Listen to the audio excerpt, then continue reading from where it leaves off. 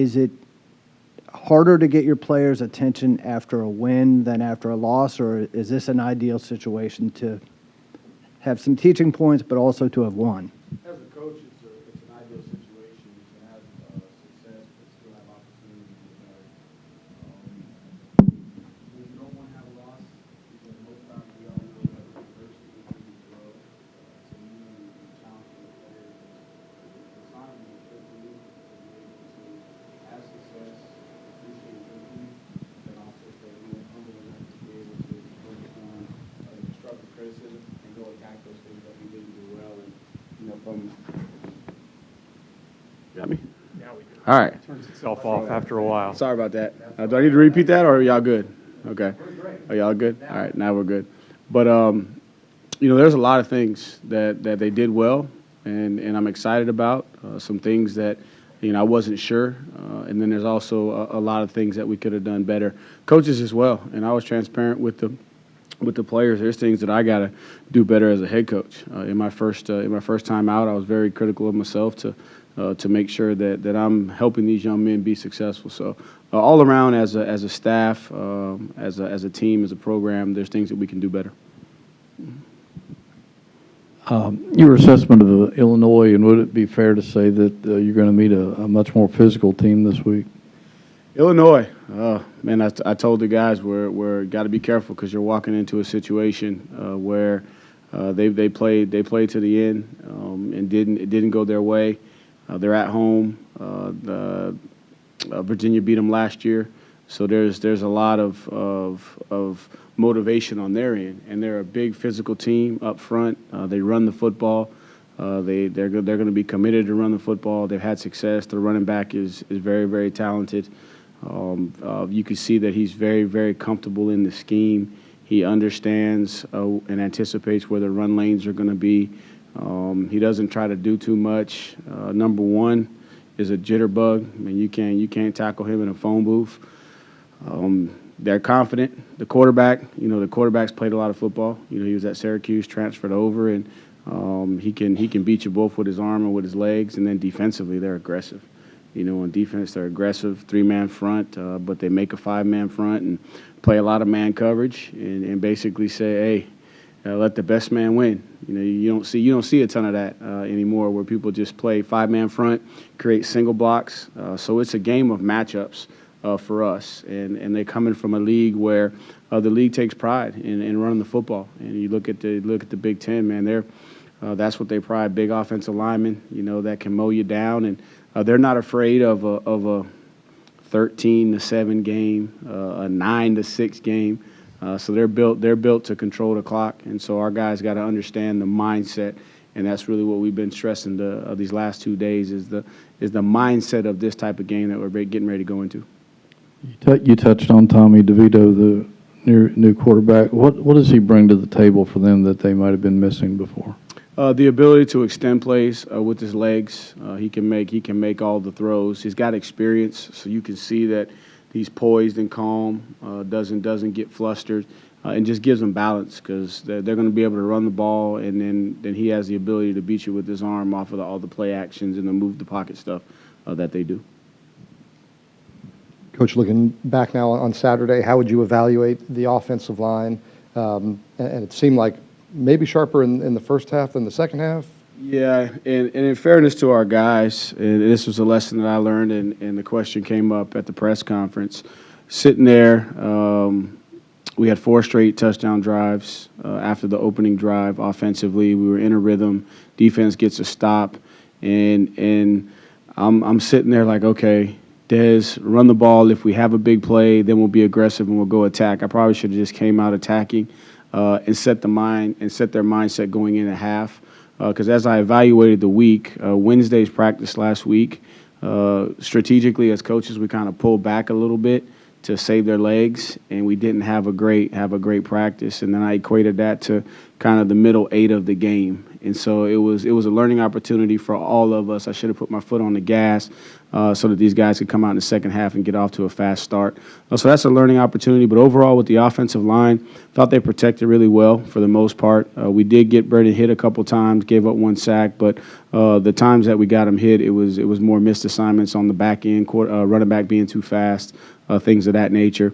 I think it took them a little while to kind of get settled in the run game, but once they had some success, they were able to establish a run game. Still got a lot of work to do. You think about it, Divine, first start, Taylor, I think Taylor's first start, Furnish first start, so it was a bunch of first-time starts, and was hoping to get some young guys in there, was hoping to play a lot more people, to be honest with you. And I felt like if we came out in the second half and took care of business in those first 2 drives, and defense settled in, we would have had a chance to play some guys. But man, we're looking here. It's a tighter ball game than we wanted it to be, and we put the defense offensively. We put the defense in some bad spots right there in the second half. But overall, pleased with their effort. I think the guys up front tried hard. Technically, we got some things to improve, but it was good for them to get that work together, have some success, but then also see tons of opportunity to improve. Where would you evaluate Boley, where he's at? And then do you have an update on Leach? Yeah, so starting with Leach, Leach was available last week from an emergency standpoint because he had gotten the stitches out of his hand. He could play with a cast, and this week he's back in practice. So I'm excited to finish up here and then go back and watch practice and see how he did. But talking to him, coming off the field, said he felt good. Said the cast that he was in made his hand still very functional for him. So we anticipate that he'll be ready to be in the rotation and kind of see where his conditioning is by the end of the week to determine the breakdown. And Boley, Boley is physically gifted as a young guy. We just got to pull him through the knothole at times of being a freshman. Sometimes a freshman's like, man, I just want to be a freshman. But hey, buddy, you're starting left tackle. You don't have time to be a freshman. You got to be ready to go. And so coaching him through that and being able to get him to stay locked in the entire practice, the entire game. He's still a young guy, but he cares. He wants to. He just has to mentally, be able to push himself. Logistically, going on a road for the first time, Right. What's that look like for you guys, and what are characteristics of successful road teams look like for you? Right. So Sunday through Thursday will be the same, and we're not going to deviate from that plan. And that's one thing that I'm trying to get the guys to really internalize and buy into is the process that it takes. Is that Sunday, Monday's Monday, but Friday does change, and so we will instead of having more time throughout the day, we'll do everything on the front end, and then we'll head to the airport and then try to get into Champaign somewhere around 4:30. Head to the hotel and then jump into our Friday night routine. But the biggest thing is today we prepared for crowd noise. The Illinois fight song was playing, so the guys, by the time they go to sleep tonight, that's all they're going to hear. Just so they're prepared. You want to try and minimize as many distractions as possible. But in order to be a good team, you got to go win on the road. And the same formula. And it really shouldn't matter where you play, to be honest with you. Whether you're playing at Scott Stadium, you're playing in Champaign, or you're playing in the parking lot, it really doesn't matter. It takes what it takes. But you do have some added distractions because now you're worried about families traveling and they want tickets and all of those things. So we try to get all that stuff out of the way early in the week and then really challenge them to simplify their lives so that they can be prepared to be focused on Saturday. Tony, is the fight song, is that something you picked up before, or is that something new for you in practice? No, I'm used to it. We typically in the past would play it to get the guys used to it, to create noise. Now we practice with music, and typically the music is loud, but I wanted them to hear something different to try and get them used to. So it's not the first time they strike up the band is the first time they hear it. So they're kind of used to it. So now it's not even a distraction. They probably won't even pay attention and hear it once they get up there. And then looking at Paris and coming off his performance, a lot of times with new coaching staff, some guys get new opportunities or a chance to kind of show themselves. What kind of to this coaching staff did Paris kind of show over, the past couple of months that made y'all comfortable with, giving him this opportunity? That he's got the right abilities, and the most important abilities, that he's dependable. So he's dependability, availability, accountability. Those abilities he's shown, and then he's got a lot of physical ability too. He's very talented. But all of the intangibles is what he's shown. He's a great young man. First and foremost, he's fully committed to being the best at everything that he does. He's a team guy. It never was about him, and you can see that he has a great appreciation for an opportunity, and he took advantage of it. As a former walk-on yourself, do you have a special appreciation for what it takes to do what Paris and other guys have done to, come in, put in the work, earn a scholarship, and then actually earn playing time? I do because I've been down that road. I also have an appreciation for being a recruited guy out of high school and signing as a scholarship guy to go play Division I, and then walking on having to earn a scholarship. So I got a great appreciation for both perspectives, and then trying to get those guys to understand that it really doesn't matter whether you're a walk-on or whether you're a scholarship guy. It's all about performance, and it's all about seizing your opportunity and taking advantages of your opportunity. And but really happy for him. Happy for the other guys. Jared Raymond's another one that I think about. Man, he's been around for a long time, but he's got a critical role. And he takes pride in his role. So there's guys that I can think about, like Hunter Renfro. Man, he's the first one that comes to mind as a guy. But and sometimes you wish that you could get, some of the guys that are on scholarship to think back to when they didn't have a scholarship, when they were grinding for a scholarship. And that's one of the things and challenges in the recruiting process, is to stay level-headed, to stay humble, and to keep that chip on your shoulder. And even as a coach, I experience as a head coach now, because everybody wants to do something for you. Everybody wants to be close to you. You kind of can easily get full of yourself. But I try to stay humble and remind myself what it took to get to where I am, so that I can be the best for the players. So. Josh Ahern made quite an impact in the second half when he came in. What does he bring to this defense, especially against the run on Saturday? He's a football player. He's a football player. He's a contact, violent guy. He loves to practice. He loves to play. He's passionate. He's got great intensity. He's got great instincts. He's physical. So what I'm hoping is, and James Jackson. In fairness to James Jackson, that's his first start. He's out there, trying to figure it out. Live bullets are moving, and I anticipate that's going to be a great learning experience for him. But you can see Ahern's playing more football. He doesn't have to think. He just reacts to what he sees, because he's already anticipated it, and he finds the football. And what I'm hoping is that he's able to bring that physicality that we need. And when their OL gets to the second level, that he's able to not let them create more space, that he's able to meet them quicker to the line of scrimmage. And I think when you watch the game, Nick Jackson's going to find the football. James was close, but he was trying to figure it out, where I think Ahern's going to be a guy that's not going to have to figure it out. He's going to be able to get in his gap, stay in his gap, and then also restrict his gap, and trust that his pursuit and his teammates are going to come make the tackle. So I think just from an experience standpoint, he's going to give confidence to those guys up front to do their job, because they know that he's going to fill his gap. Coach, I believe that was the first fumble of Dontavian Wick's career. Mm-hmm. Did you see anything technique-wise on that caused it, and how did you address turnovers in practice? So that's a slippery slope there, because you want the guys to be aggressive, and he's trying to make a play, but it's the guy that you don't see, and so from day one we spend time every practice that we have pads on, focusing on ball security with all of our offensive skill guys. It's our ball security circuit, and what we're trying to do is put them in as close to game-like situations, and then also put them in situations where you have awkward body positioning. Because a lot of times what happens is whenever you stumble or whenever you get off balance, the first reaction is to do what? Is to use your arms to bring you back in balance. While as a ball carrier, you have to keep yourself from responding to that instinct. And so you have to create the muscle memory that in those moments, now instead of me worrying about breaking my fall or trying to come to balance, I want to protect the football. And so it's a guy that he didn't see, and he's a guy that takes pride in his work. And so today we went right back to our drill work, and we chart the balls in jeopardy. We chart the turnovers.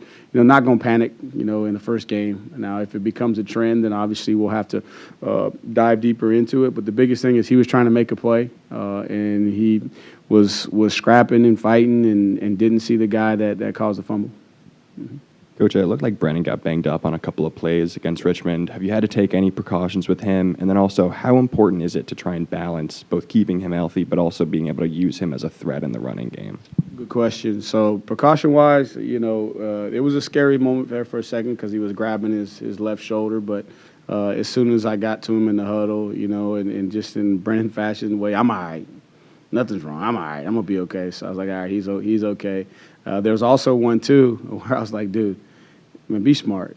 Don't drop your pads on 3 defenders and try to be a running back and split them. Let's live to fight another day. So just trying to find that happy balance, because what you don't want to do is you don't want to take away what makes him great, and that's the edge that he plays with. But you do want to get him to understand, like, you're the field general now. We need you in the battle. Okay, I don't need you on the sideline for something foolish. Right? There's nothing wrong with you. Now, my running backs, you're not running out of bounds. Right? You're sending a message. Quarterback, get your butt out of bounds and get on to the next play. So he's fine. It was just a little bit of one of those football things that for a second you feel something and then you realize it's nothing major and you move on. So not going to take away from him what makes him special, but at the same time too, I addressed it to the team and challenged the running backs. I said, it's great to have 200-yard rushers, right, in a game, but I don't want my quarterback having to lead the way. I want my running backs to carry the load, and what I want my quarterback to do is keep us right, make us right with his legs, okay? But what I need out of my quarterback is I need him to be the field general. I need him to command the offense. I need him to be in control of the game and manage the game. And sometimes we're going to ask him. We're going to put the ball in your hand and say, hey, you got to go get it. But when you have opportunities and you extend plays, let's just be smart and not be foolish and be reckless. And getting him to understand, too, more so for him is that his greatest asset as a football player is his body, right? And as a football player, there's a shelf life on your body. And there's only so many hits at any position that your body can take before your body says, hey, you're expired. It's time to hang it up. And so he's got to be mindful of that and don't take any unnecessary hits. And then all the guys around him have to take great pride in making sure that he doesn't get hit because they didn't do their responsibilities. Coach, you and Des both mentioned the drops from the receivers first game out. How alarming was it? And do you do anything to address it in practice? I mean, you're obviously catching the ball a ton in practice anyway, but are guys on for 100 catches with the jug when they have a drop or anything? Marcus has accountability for those guys when they drop the ball, and I think some of it is too. And I challenge the guys today is after practice is some of our other receivers, they got to step up so that these guys aren't playing so many snaps. And it's the same thing with the running backs. I need Cody Brown to come back. Ronnie Walker was turned loose today, so I need those guys available. I was very pleased with Xavier in his performance, but a tired back usually fumbles the ball. A receiver that's playing too many snaps in a row and doesn't have a chance to catch his breath, it's already hard to catch a ball. It's not natural. You got to concentrate, and when you're tired because you're playing 70 snaps, I'm not going to tell him it's acceptable to drop the ball, but you understand, like, man, that guy's tired. We should have got somebody else in there. So it's a function of I need these younger receivers, right, to show in practice. You don't earn trust in the game. You earn trust on the practice field. And so Starling and Chandler, those guys, they gotta continue to make progress so that we can trust them and say, hey, dude, go in the game. And especially in a game like that where, you're one play away from truly flipping the momentum, one way or another. You're going to go with your veteran guys, knowing that, hey, you're taking a chance because they played a lot of snaps. So I got to get these younger receivers because that contributes. Mitch just dropped the ball. I got on him. That was a big play. We were looking for more explosive plays in the past game, and he dropped that one. Some of them were competitive, that we counted as drops because we expect Tay to make those plays, and he expects himself to make those plays. But nothing alarming. Just for us as coaches, we realize we got to do a better job of helping those younger guys be ready to play so that they can alleviate. And it was the first game out. You think about it. The guys had Wahoo Walk for the first time. they're out early. They don't know how to manage themselves. You have to kick them off the field and say, hey, it's warm-ups. This is not the game. So by the time you get to the game, especially in an opener, they've expended a lot of energy. And I'm not making excuses, but a lot of that is just, man, later in the game you get tired. And then I think, too, what you saw is we got a lot of opportunity to grow as a football team and a staff in terms of winning the middle eight. We didn't win the middle eight, especially coming out of half. Those first 4 minutes, we were not very good as a football team. We had the 2 turnovers, and then we gave up the touchdown. We did have the one positive. We forced a missed field goal in that sudden change situation, but opportunity for us to grow as a program. When you say Ronnie Walker turned loose, does that mean available to play this weekend? And what have you seen from him? So he's clear for contact. He's ready to go. Still wouldn't say he's 100%, but he's at a point now where structurally he's good to go. Now it's just a matter of pushing through the discomfort of the remaining healing that has to take place. But so we'll see how he does the rest of the week. But we do get Cody Brown back. So we get Cody Brown. You got Parrish, you got Mike, you got Xavier, and so it'll be more a situation. If he's fully ready to go, then we'll turn him loose and try to get him some action. But if I see any kind of hesitation, especially at that position, if you're not ready to go, man, you can get yourself hurt as a running back, especially as much contact you're involved in. So we'll play it. We'll say game time decision on him to see if he's ready. Defensively, I think the longest pass play you guys gave up was 17 yards. I think the longest run play you gave up was 20 yards. So not many very big plays. Were you pleased with that? Was it tackling? Is there any reason for that? So I think structurally and just philosophically, Coach Rudd is going to try and keep his guys in position not to give up the huge explosive play and put pressure on an offense. And as an offensive guy, you like the guys that take a chance and give you the explosives because – offensively, you're like, man, a 14-play drive, that's an opportunity for mistakes. And so what you're banking on is you keep everything in front. Now, I did challenge them to not just give easy access stuff because there are going to be teams that are going to be able to put together long drives and nickel and dime you. I thought overall the tackling overall was solid. It was better than I thought it was going to be. Considering what I'd seen on the practice field at times in some of the scrimmages, I thought they got the ball down. Disappointed in the one Fentrell had in the backed up situation. He's got to get that guy on the ground and don't miss that tackle. But you could see that the guys are trying to work hard to transfer the drill work because they work a ton on tackling. We're going to have to tackle this week. We got to get that back on the ground. We got to get the receiver on the ground. We got to contain the quarterback. So we're going to have to down balls. But I think the biggest thing is the big plays in the run game just came from guys.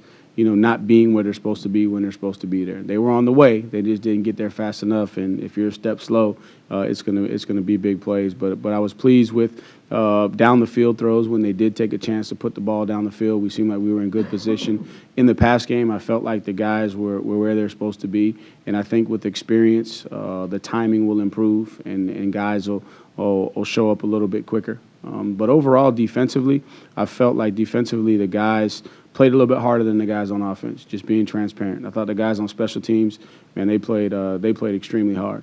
So overall, I felt like we won the effort battle, and I have different things that I look at to make that decision. But offensively, I think that there's some guys we need to challenge to pick it up, play in and play out, starting with our quarterback. Our quarterback had some lows in the game, and he wants to watch the play too much. I told him, I said, hey, if you want to be a spectator, pay $60 and go in the stands. Right? I mean, you got a job to do, and with our stuff, he's got to control certain defenders by the way that he fakes, and so those are the type of things that I'm talking about. Just the commitment to the little things that ultimately make you successful. But I thought the D-line, man, they played hard. Those guys chased the ball. Got to get a couple guys on the back end to break to the ball a little bit harder. And then we had a perfect reminder. There was a reminder on one of those big plays. The reason we get the ball on the ground is because Paul Akiri, he's chasing. He's chasing. He's 7 yards past the line of scrimmage, and he's running back to tackle the guy because the guy broke a couple of tackles. So So just a lot of opportunity to continue to challenge these guys to grow, and they're receptive. They want to. They just got to go to work and do it. I was going to ask you about your pass rush and if you were satisfied with it, and if not, what do you have to do? Yeah. So I think in some of the rush twists that we had, we didn't have quite the precision that we needed. We hit the quarterback a couple times, so we got there just a split second late. They weren't going to hold the ball too long. They were going to try and get it out of their hand. I think that our guys got to do a better job of playing with their hands. Smiley, he hit the quarterback a couple times, but it was his first time getting a ton of game action. He's got to be better with his hands. So I think the guys were able to affect the quarterback, move him around in the pocket pretty decent. We didn't contain the quarterback well. We let him get outside, and that led to some of the big plays that we had. But I'm pushing these guys. We got to be able to get more pressure. If we're going to keep everything in front and try not to give up the big play on the back end, then the front four's got to get there, okay? Or the next step is then you got to start bringing 5. And if you start bringing 5 and 6 guys, then now you put yourself in man-to-coverage situations on the back end. And so the alternative is we just got to get a little bit more pressure, as you said, with the guys. But a lot of it is the twist games. If we were a little bit more precise and our timing was better on the twist, then guys were going to pop free. But if you got any kind of delays or you're looping too wide, the offense has a chance to bump it off and pass it off and pick you up. So we're going to have to do a better job, especially with this group that we're playing. We're going to have to be precise when we have our twist game. Sticking on defense, I think Fintrell mentioned this morning just communication on defense, and maybe that led to some of the gaps in the run game. Did y'all kind of see anything with that looking back at film? There was some situations that, and again, it's the opener. So Coach Rudd prepared them, for some of the things that we anticipated we were going to get. Some of the FIB formation in the boundary, unbalanced. But they did a good job of changing up the look just a little bit. That confused our guys, and so we misaligned a couple times. And then anytime you have motions and change of formations, there's a lot of communication, and so that's a great opportunity for our guys to grow and understand and practice. Why we're always constantly on them, like get the call, get lined up, get your communication, because the key is. Every football player that you coach has to go through this process and really, really internalize and buy into this concept. But the faster you get lined up, the faster you can play post-snap because you've processed the play before the play ever happens, if that makes sense. And the last thing you want to do is be trying to process the play once the ball snapped. You want to be able to anticipate and then just react based off of what you saw. But if you don't get lined up and you don't communicate the calls, then now you're just kind of in catch-up mode, and it's too late. Cypress had 3 pass breakups the other day. He had none last year, as a starter. Did you come in and review the defensive guys when you took the job, their tape from last year, or is that you just kind of leave that to Coach Rudd? And if so, what's the biggest difference between Fentrell so far and last year? So I didn't dive in too much. I let Coach Rudd evaluate that because I didn't want to create any kind of preconceived expectations or notions on these guys. The thing with Fentrell is just confidence. He's a lot more confident. He's getting opportunity. Okay. I've made it known that I believe he could be a really good player to him. So I think he feels that there's trust from the coaches that he can do what we need him to do and do it at a high level. He was a player of the game for us from a coaching staff, so we voted him the player of the game. Obviously, Nick Jackson's going to get a lot of recognition for his tackles, but we felt like overall Fentrell played the best game of the guys on defense. Paris was the player of the game on offense, and then we had Elijah Gaines as the special teams player of the week, and we'll do that every week as a coaching staff. And then I know Jim and the media, they'll have some recommendations for like the conference awards, but Fentrell is just confidence and experience and understanding and relationship with new coaching staff and understanding too that he's got to go. That we're pushing him like now you got to go, okay, and you need to step into your role as a starter and play with that confidence. So it was good to see him have those pass breakups, because a lot of it is too with both Dez and Rudd. you're still evaluating, and you don't know till you get to a game. So now to see him be able to go up and play some balls in the air down the field now gives you a little bit more confidence as a play caller to be able to put yourself in a situation where you can be a little bit more aggressive and take some chances, some calculated chances. We'll go to Chris and Mike for our last two questions. You mentioned Akiri chasing down a play there. I think he only played like 20-some snaps. Is that an example of how you can show the guys that competition is still open and this is the things we notice? Oh, no doubt, no doubt. And Coach Downey and Coach Slade, they're doing a great job because there's a lot of guys that want to play, and playing time is going to be earned. And it's not about how many plays that you get to play; it's about how you play on those plays. So if you're a guy that plays 50 snaps or a guy that plays 10 snaps, it's the quality of the snaps that you got to focus on. And that right there, when you have the ability to play multiple guys and show instances of what it takes to win at a high level, it just reinforces the competition that you have in that room. And in my experience, to win at the highest level, it starts in the trenches. Yes, you got to have a great quarterback. You got to have dynamic skill guys, but you got to have guys in the trenches on both sides of the ball to be able to win at the highest level.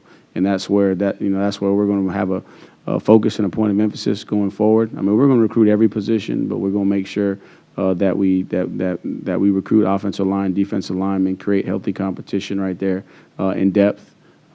Because that's really what wins, in my opinion, is in the trenches, and you have quality depth behind it in case you have some type of injuries down the road. Coach, you mentioned earlier the Big Ten mindset.